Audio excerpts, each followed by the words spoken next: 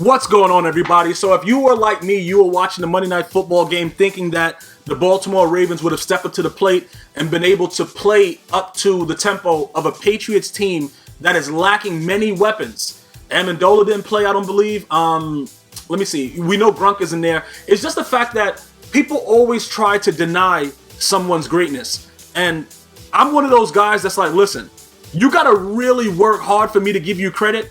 But once you're able to do stuff that I haven't seen anyone else do, this is the most winningest quarterback in NFL history. And people that I talk to that are just haters, oh, bro, Deflategate, Bountygate. Let me explain something to you. I'm going to tell you guys something really quickly. I wrestled on a very, very high level, right? And when you scout your opponent, like I was scouted, and it was like people always considered it maybe, cheating. That another wrestler would go watch another wrestler wrestle. If you guys, are wrestlers and you understand what I'm saying, it's sort of like the fact that they knew their signals, they knew certain things, whatever like that. And my coach used to always tell me, you can know everything that somebody's going to do, but when it happens, are you ready for it?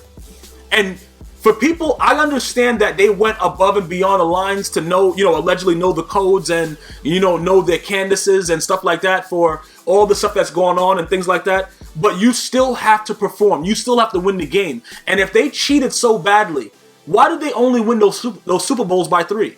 I don't really like to, be a guy that tries to downplay the fact that anyone's cheated. If he did, I don't know. Like I said, Goodell destroyed the tapes of Bountygate and all kinds of gate. Well, not Bountygate. Bountygate was with the Saints, right? But now the douchebag Greg Williams. The whole thing about Spygate and everything like that, coming up to Deflategate, it's a situation where people have to understand Tom Brady is going to be a Hall of Famer. You can't stop that man from being a Hall of Famer. No matter what anyone has tried to do, it has not affected this man's progress. And it goes to show that you have to give this man some credit at some point. I do want to touch base on the fact that Jeff Fisher was fired.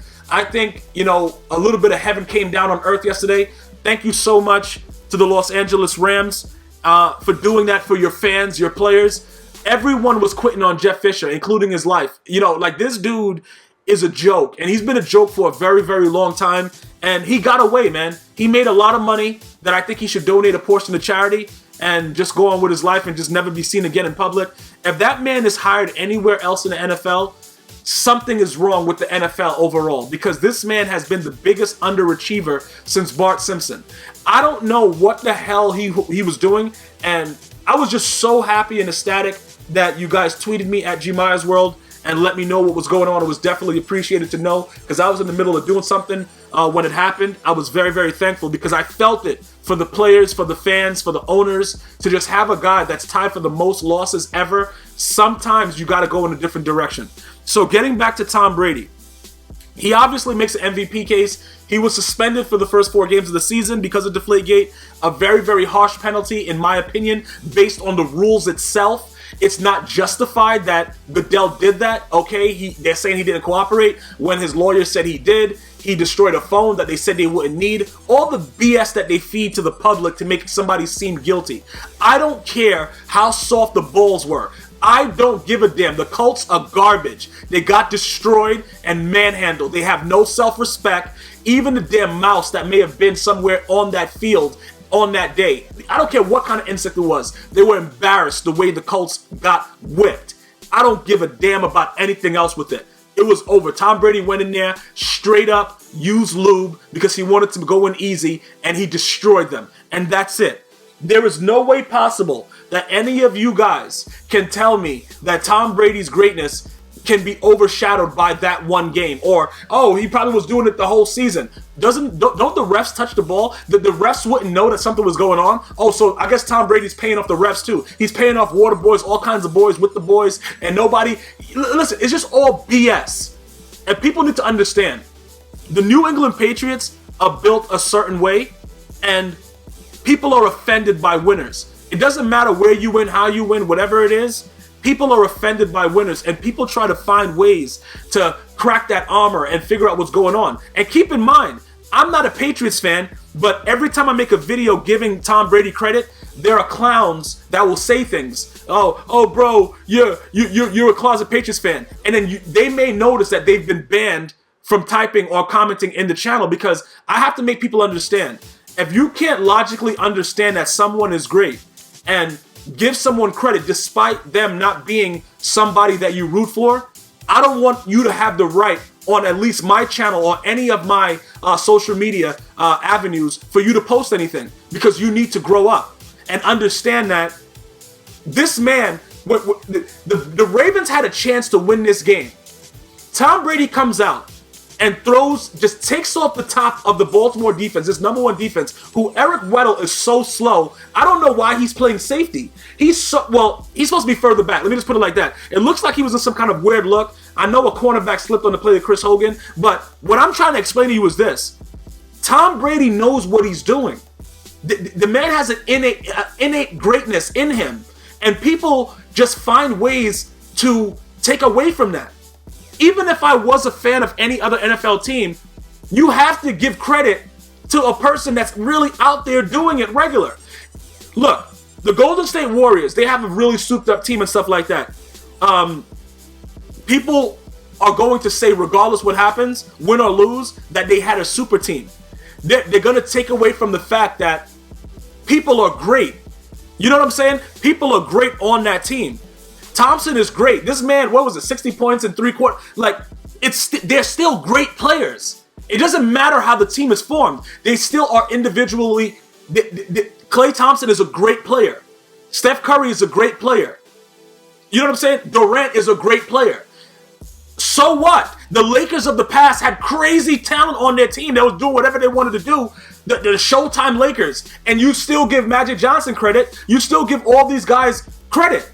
What is the problem that has changed with the way that people view the way people win? And like I said, I understand if you're in the AFC, what is it, the AFC West? Oh no, East, that you have a problem with the Patriots because, they did a lot of things that may have affected your team winning. I understand the Tuck rule. The Raiders should have had that Super Bowl. I understand all that. But whose fault is that?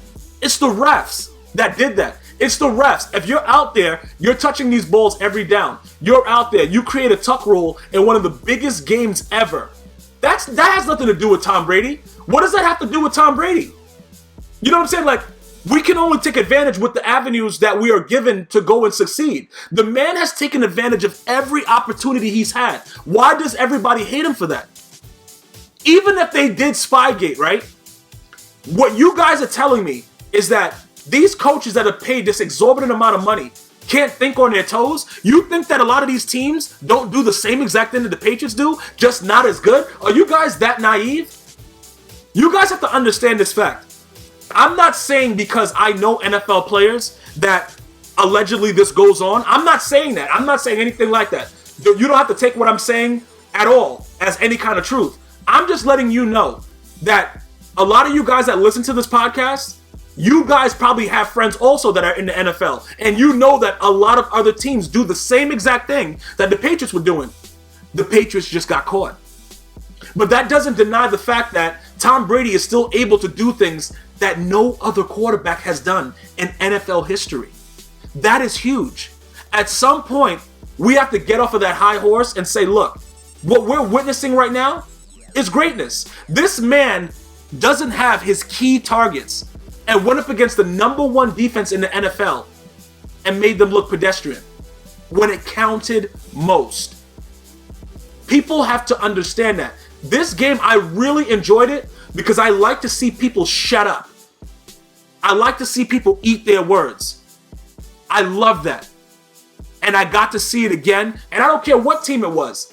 Even if I wasn't rooting for the Patriots, you have to appreciate when you go up against the best defense, the way that they stepped up, their game plan was suitable, and even with all of this great attention that they've been getting since Spygate, what has been consistent with the Patriots?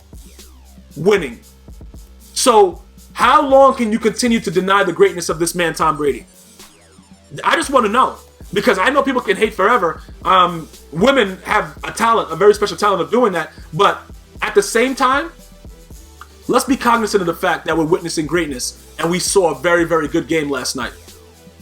Hopefully you guys are downloading GmiasWorld Podcast, iHeartRadio, iTunes, Android, and at gmiasworld.com. Grab a t-shirt. I'll see you guys later. One love.